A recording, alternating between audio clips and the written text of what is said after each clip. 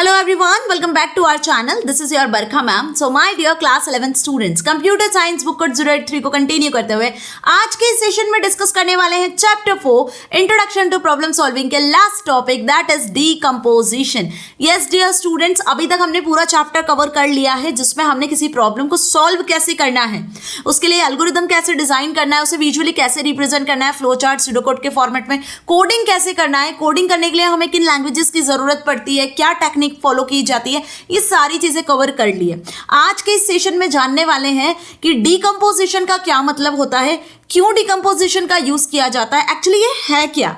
तो देखो, प्रॉब्लम्स हर किसी की लाइफ में होती है या नहीं होती है, तो प्रॉब्लम्स को ही सॉल्व करने के लिए हम डीकंपोजिशन का यूज करते हैं.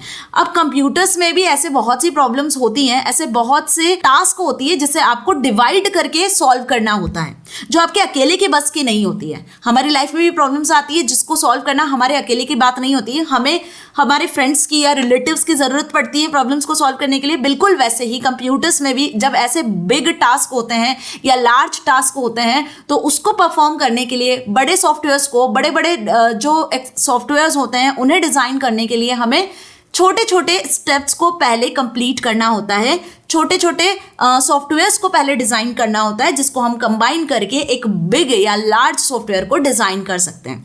सो समटाइम्स प्रॉब्लम में be complex, that is its solution is not directly derivable. मतलब कभी कभी ऐसी प्रॉब्लम्स होती हैं जिसका डायरेक्टली सॉल्यूशन आपको नहीं पता होता है. So in such cases we need to decompose it into simpler parts. तो इसलिए हम क्या करते हैं, उस कॉम्प्लेक्स प्रॉब्लम को हम सिंपलर पार्ट्स में या सब प्रॉब्लम्स में डिवाइड कर लेते हैं. Now let us took it railway reservation system.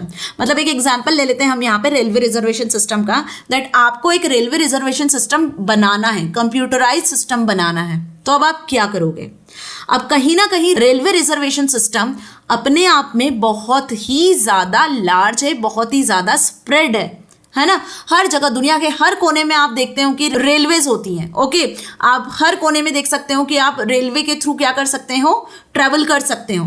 सो यदि आपको उसको कंप्यूटराइज्ड वे में कन्वर्ट करना है तो अब क्या होगा, क्योंकि कहीं ना कहीं ये बहुत ही कॉम्प्लेक्स टास्क है. To design a good railway system is seen as designing the different components of the system and then making them work with each other effectively. कि इसमें डिफरेंट डिफरेंट कॉम्पोनेंट्स है रेलवे रिजर्वेशन सिस्टम के. ठीक है, कि कौन सी train कब कहाँ से किधर चल रही है, कितने लोगों को रिजर्वेशन करवाना है, फिर उसमें फूड सर्विसेज प्रोवाइड करनी है, राइट, सर्चिंग करना है, फंड रिफंड करना है, फंड रिफंड भी होता है. बहुत सारे इसमें जो है कॉन्सेप्ट है रेलवे रिजर्वेशन सिस्टम में. तो एक गुड रेलवे रिजर्वेशन सिस्टम बनाना और उसी के साथ उसको प्रॉपरली डिजाइन करना, हर एक एक कंपोनेंट को सही तरीके से इफेक्टिव वे में डिजाइन करना ताकि कहीं भी किसी भी यूजर को, किसी भी पैसेंजर को कोई प्रॉब्लम ना जाए सिस्टम को एक्सेस करने में, कंप्यूटराइज सिस्टम को एक्सेस करने में. सो सबसे बेसिक आइडिया क्या होगा इस प्रॉब्लम को सॉल्व करने का, the basic idea of solving a complex problem by decomposition is to decompose और break down a complex problem into sub problems.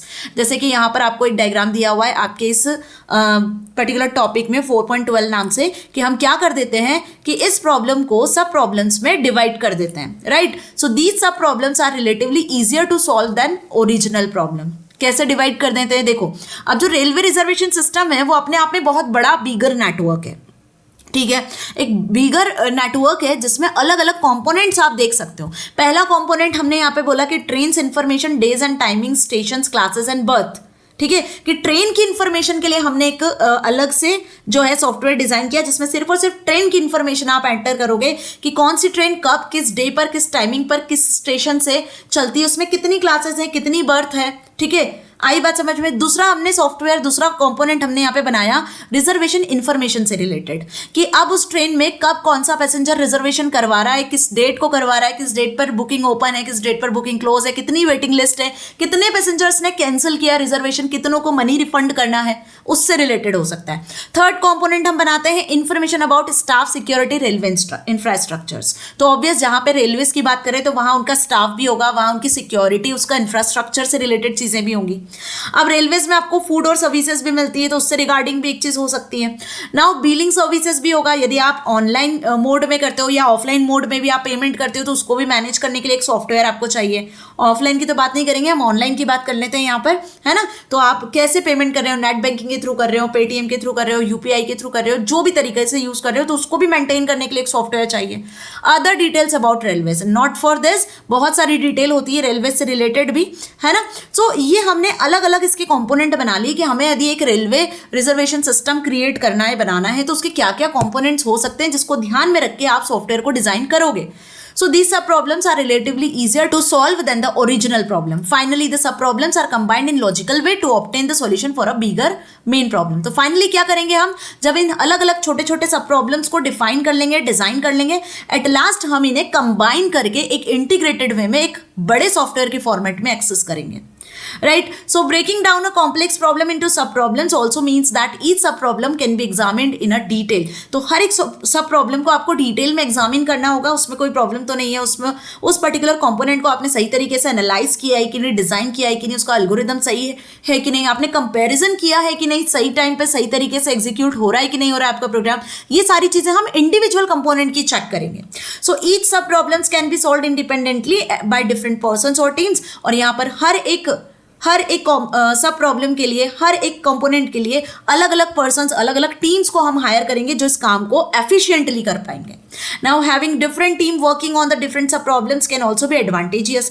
अब डिफरेंट टीम होगी डिफरेंट सब प्रॉब्लम्स के लिए, तो ये हमारे लिए ही एडवांटेजियस होगा, टाइम पर आपका काम कंप्लीट होगा और हर एक टीम को उसका काम पता होगा कि ये वाला जो पार्ट है वो किस टीम के लिए है, ये वाला पार्ट किस टीम के लिए है, उसके लिए अलग अलग एक्सपर्ट्स होंगे जो उसको सॉल्व कर पाएंगे।